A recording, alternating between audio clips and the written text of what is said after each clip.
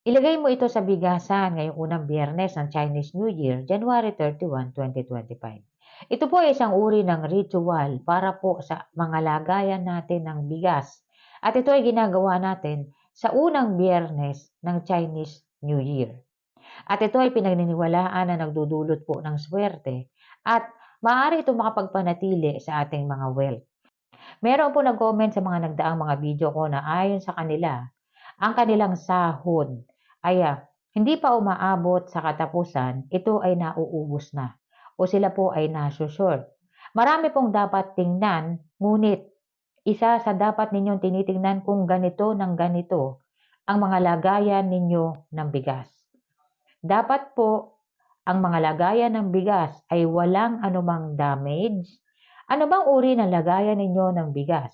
Dapat may tamang laki at hindi dapat po ito inilalagay sa mga lugar na madaling makita.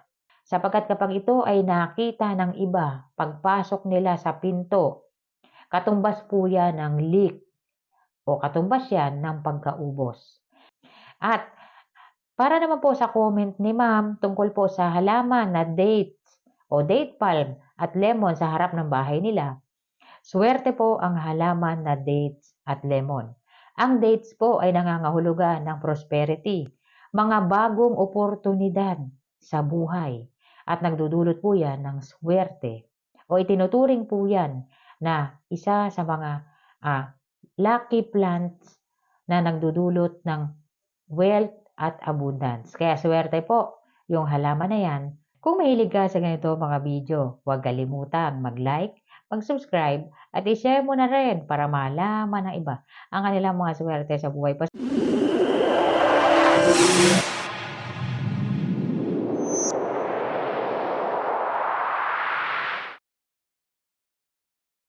Ritual po para sa ating mga lagayan ng bigas.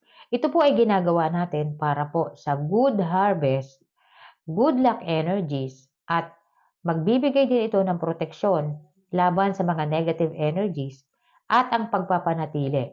So mahalaga po na naglalagay ng ritual sa mga lagayan ng bigas dahil isa po ito sa ating mga wealth. Ito po ang mga bagay na kakailanganin natin. Maghanda po kayo ng bulak, dahon ng laurel, 20 pesos na coins, at asin po para sa cleansing. At kung meron kayong tela or pouch na pula na maliit, pwede po yan dyan natin ilalagay. Ang pamamaraan pong ito ay ginagawa unang Biyernes po ng Chinese New Year. Ang New Year po ay isa sa mga swerteng panahon para sa paggawa ng mga ritual. Unang-una pong gagawin, linisin po yung lagayan ng bigas ng asin na inihanda ninyo para sa cleansing. So, kumuha lamang kayo ng isang kutsarita niyan, ilagay ninyo sa palanggana or mangkok at pupunasan po yung lagayan ng bigas. Pupunasan lamang po para po maalis kung ano man yung mga energies na naandyan, yung mga negative energies na naandyan, dahil ang asin po ay kayang baguhin ang mga enerhiya. Hindi niya tatanggalin yung energies na naandyan, babaguhin niya. Kaya asin ang ginagamit natin. Kasi isa yun sa mga kakayahan ng asin. Sunod, yung laurel, bulak at 20 pesos na coins ay pagsasamahin po ninyo at ilalagay ninyo sa red na tela. Huwag nyo po munang sulatan yung dahon ng laurel. Hayaan ninyo na yung good luck energies na makakapture ng bigas ay magdudulot po ng good luck energies sa inyo. At ito ay tumutukoy po sa ating mga wealth. Ang iba po, sinusulatan nila bilang manifestation, pwede po yun. Pwede sulatan mo kung ano man yung nais mo. Kaya lang, kung nagnanais ka ng pangkalahatang swerte, kung ano man yung darating na good luck energies makuha mo, huwag mo na sulatan yung dahon ng laurel, ilagay mo na lang kasama yung 20 pesos na coins at yung bulak. Pagkatapos po natin ibalot sa pulang tela or sa pulang pouch, ibabaon po yan sa lagayan ng bigas ninyo, iilalim nyo po at magsisindi po tayo ng 3 insenso bilang offering po. So, kailangan nagsisindi ka ng 3 insenso. Ito po ay magsisilbing offering sa mga wealth god at para magkaroon po ng good luck energies yung ginawa nating ritual sa ating mga lagayan ng bigas. At para naman po doon sa comment na ano ba nasipag nila, naso-short po sila or nagkukulang ang kanilang kinikita. Marami pong dapat na tinitingnan, pero tingnan nyo muna po ang lagayan ninyo ng bigas. Baka mamaya nakalagay ito sa direktang nakikita sa front door o yung lagayan ng bigas na nakatapat sa pinto, malas po yun. Ilipat nyo po yun or lagyan ninyo ng takip kung hindi ninyo maililipat para hindi ito direktang nakikita mula sa pinto dahil nagdudulot po yun ng leak o pagkaubos. Sunod, ang mga lagayan ng bigas na mayroon ng damage o mayroon ng sira, ngunit ito ay ginagamit pa rin dahil mahal ang kanilang pagkakabili. Malas din po yan. Palitan nyo po yan ng anumang uri ng lagayan ng bigas na nais ninyo.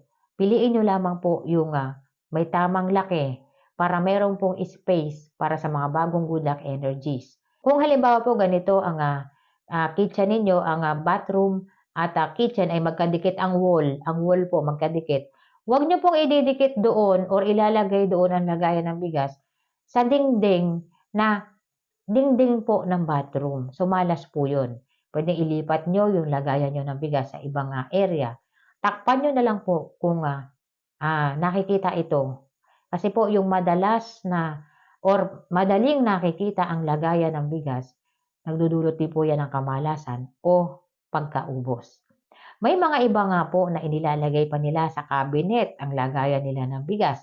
Ngunit kung ang lagayan ninyo ng bigas ay rice dispenser na malaki, hindi nyo po pwedeng i-cabinet yun, napakalaki nun. Takpan nyo na lang po para hindi ito madaling nakikita dahil nagdudulot po ng kamalasan yung mga rice dispenser na nakikita kaagad. Marami pong dapat tandaan, marami pong dapat tingnan, pero unang-unang tinitingnan ang lagayan ng bigas dahil katumbas ito ng ating mga wallet o lagayan natin ng pera. Isa sa mga wealth na dapat po tinitingnan at binabantayan. Kung minsan po, ito ang nagiging dahilan kung bakit sunod-sunod na lang or palagi na lang na nauubos ang kanilang kinikita at hindi ito napapanatili. Ang bigas po ay isang uri din ng pangontra sa kamalasan. Hindi lamang wealth ang bigas or pang-akit ng swerte, mabisa rin pong ginagamit ang bigas bilang pangontra sa anumang uri ng negative energies galing sa iba or galing sa labas. Ang bigas po na sinasaing natin sa ating tahanan ay hindi lamang po nagsisilbing pagkain natin yan, magsisilbi rin proteksyon yan para sa atin